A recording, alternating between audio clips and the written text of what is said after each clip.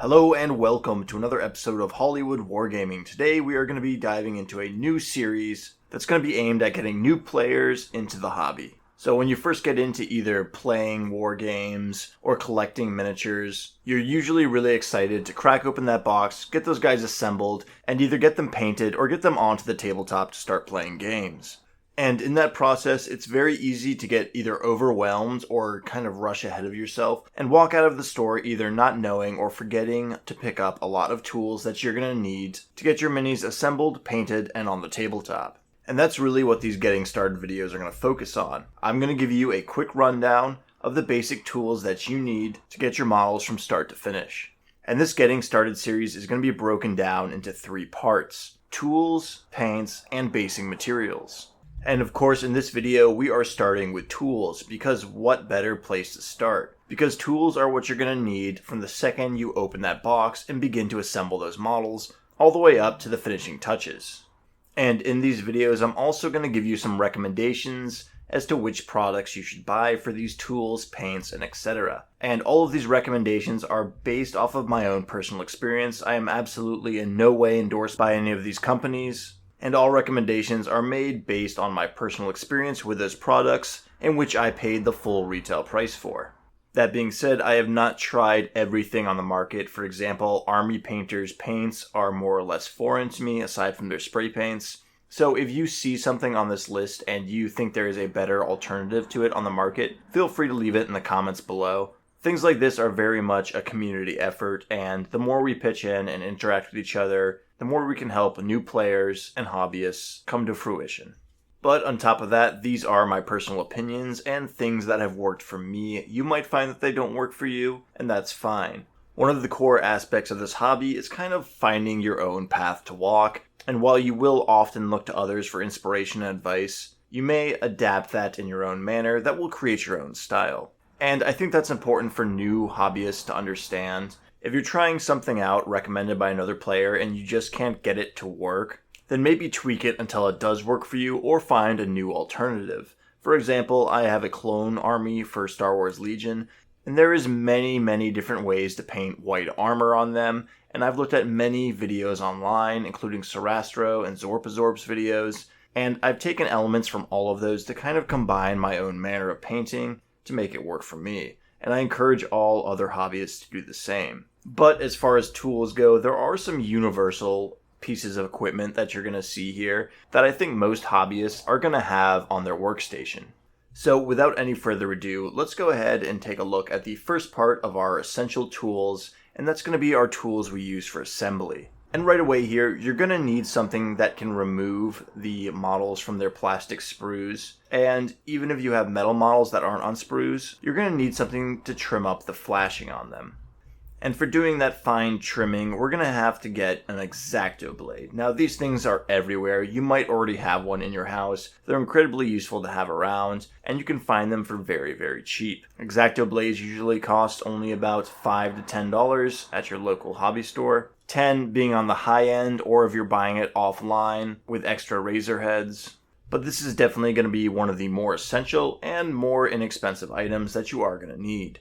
And again, this is going to be used for trimming up flash or other bits of plastic that are going to be sitting on your models, such as extra mold lines or bits of sprue that are still connected to your model.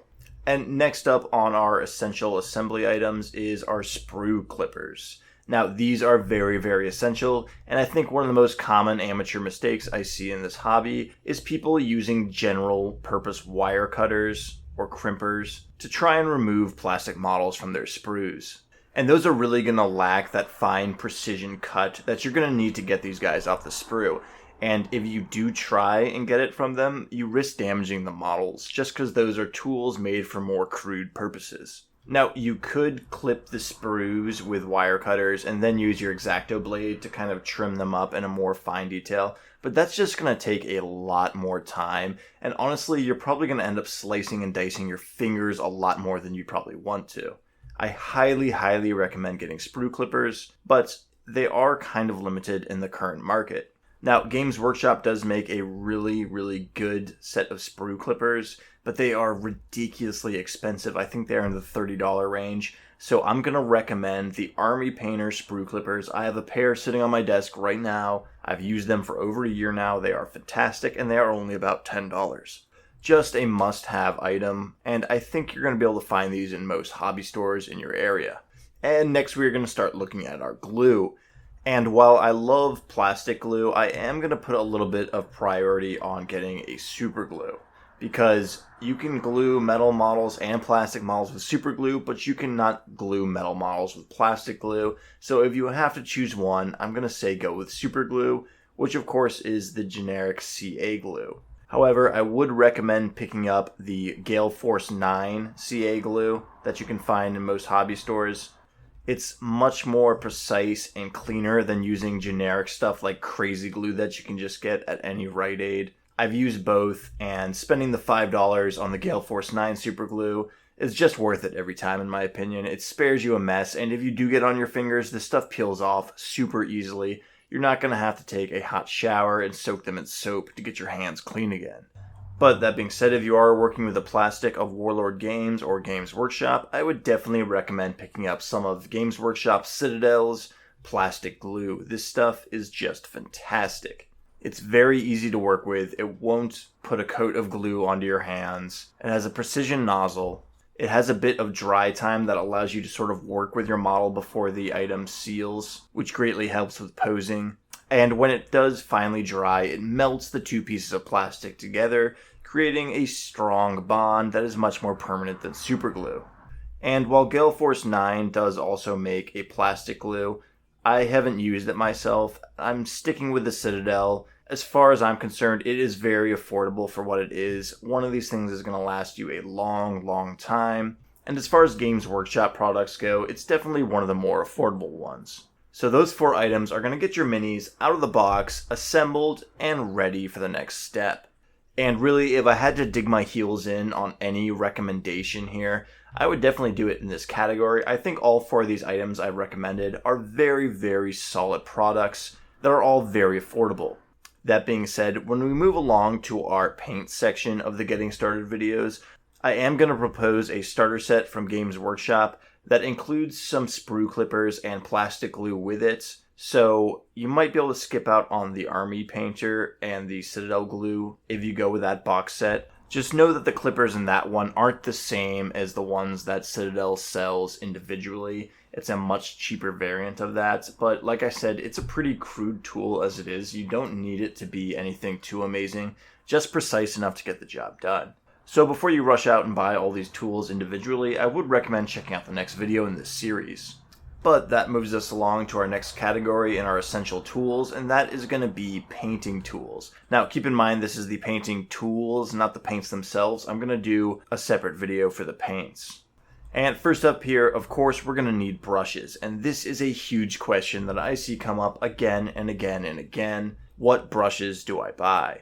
And it is a very good question, because a lot of brushes have a lot of different purposes for a lot of different skill levels. And while I don't think paintbrushes from Army Painter or Citadel are bad by any stretch of the imagination, I do think they are just too expensive for most painters out there, especially beginners.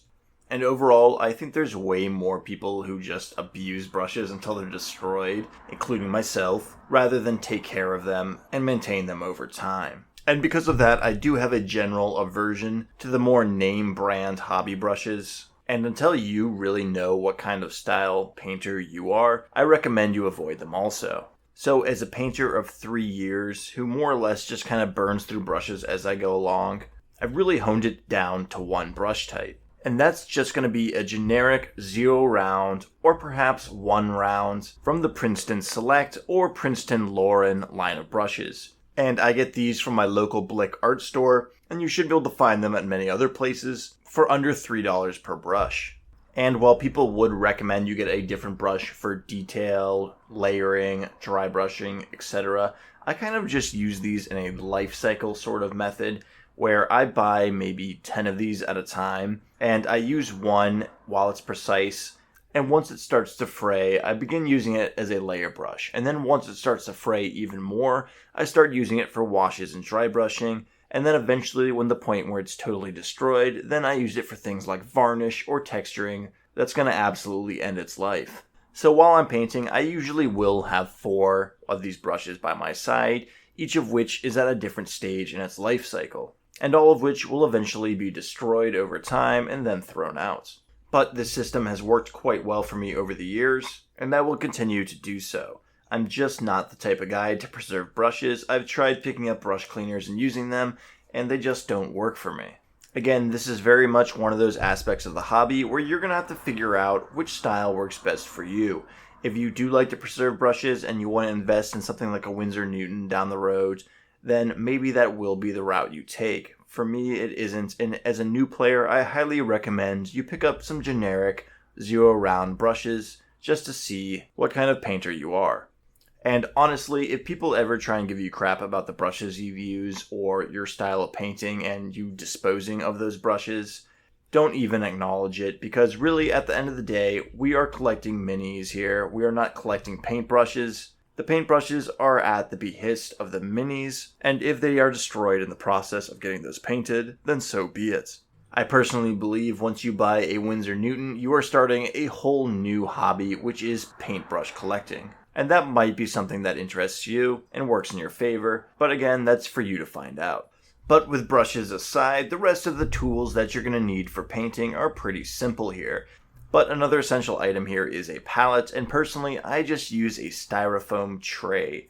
These are super generic, and I buy them at my local grocery store for 97 cents for a stack of about 30. And that lasts me quite a bit of time. Now, if you have an aversion to using disposable items like this, I've also had friends who use things like Chinese takeout trays as palettes, and they just kind of build the paint up over time on it, and eventually the paint will peel off in a layer, and you can just start it all over again. It's very renewable. However, I do also see a consistent rise in the popularity of wet palettes, and while I understand that wet palettes are a very viable tool, I'm kind of annoyed that I see it continuously showing up in recommendations for people just getting into the hobby or beginning painting for the first time. Because much like airbrushes, when you set up a wet palette, you are increasing the amount of hardware that you need to set up before you begin painting. And I have this personal mantra where if you have more hardware that must be set up before painting, you are less likely to get motivated to start painting. And for new players who don't really understand the concepts of painting miniatures, they're not really going to know why they need a wet palette, what to do with it, or how it's going to benefit them. Personally, I've been painting without a wet palette for years. I still don't use one. I do not want extra hardware to set up every time I begin painting. I understand the benefits of them, and I understand why people like them. But it's not for me, and if you're just getting into the hobby, I recommend just picking up some of those Styrofoam trays.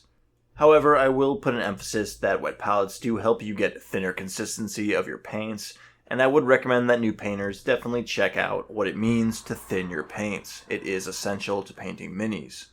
And lastly, we have a pretty generic thing here, but I would recommend getting some white paper to lay down under the area you're painting on, along with some paper towels to dry your brush. The white paper is going to allow you to sort of manipulate the amount of wetness on your brush if you're doing techniques like dry brushing. It's also just going to give you a nice, clean, contrasting work area for you to work on.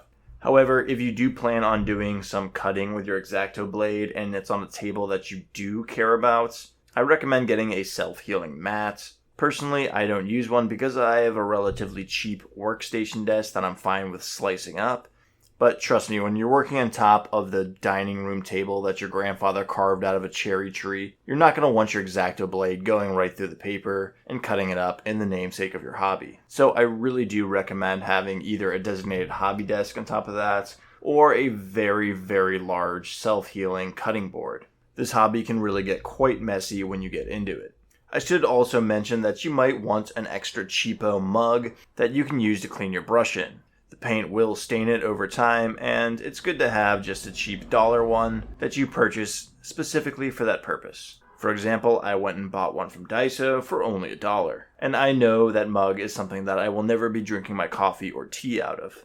Also, if you are the kind of person to make tea and drink it at your workstation, I recommend getting a different type of cup to clean your brushes in. I've never done it myself. It must be a British thing because you guys like tea.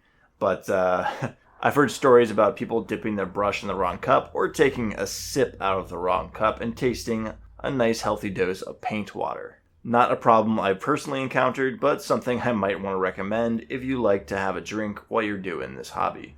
But with our paint supplies wrapped up, we are more or less done with our essential assembly tools. And all these tools that I've previously mentioned are going to help you get your minis assembled and painted and ready for the tabletop. However, if you are buying minis for a collection purpose and don't plan on using them on the tabletop in actual games, then you can feel free to stop right there. But if you do plan on playing your minis in games, regardless of the game system, there are 2 items I definitely recommend everyone picks up. And these are going to be your essential tools for gaming. And the 2 core items here is going to be some dice and a tape measure. Pretty simple stuff, but something that I think every gamer should be bringing with them every time they show up to their local hobby store. And when you're getting started, a box of Chessex Dice should do you just fine. This is a 36 set of D6 dice. D6 meaning 6-sided dice with these 6 pips ranging from 1 to 6. And these are going to be utilized in almost every game out there. And I recommend you get these in the color red, because even in other games where other dice are going to be used, such as Star Wars Legion, it still is nice to have red dice that you can use as wound counters for units. Alternatively, if you play something like Bolt Action and you want to go ahead and pick up some of those nice Flames of War dice or those exclusive Warlord Games dice that say have the US Airborne insignia on it, then you will still have use for these red Chessex dice down the road, as you can use them for pin markers or wound counters, while you use your other dice for your main rolling. You can find these dice at almost any hobby shop or card shop, and they're really quite cheap, at only about $5 to $6. It's just something you really can't go wrong with having in your collection. And lastly, we are going to have your tape measure. And this is just a generic tape measure that's going to give you incremental ranges in inches, something that every tabletop game is going to utilize. Yes, even Star Wars Legion with their weird, funky Fantasy Flight Games measuring tools still makes use of generic 6-inch range variables. And with the more recent updates, I think that's more relevant than ever, because there's now range 5 weapons where their janky little measurement stick only goes up to range 4 unless you stack a couple of them together. And to be honest, it's a bit silly waving that thing around when I would rather just pull out a tape measure and measure 6 to 12 to 18 to 24. It's more or less a core tool for every tabletop game, and there's really no avoiding owning one. However, I would recommend buying a generic hardware store brand one rather than any of the game company ones. I've had the Citadel ones, and I've also owned the Army Painter ones.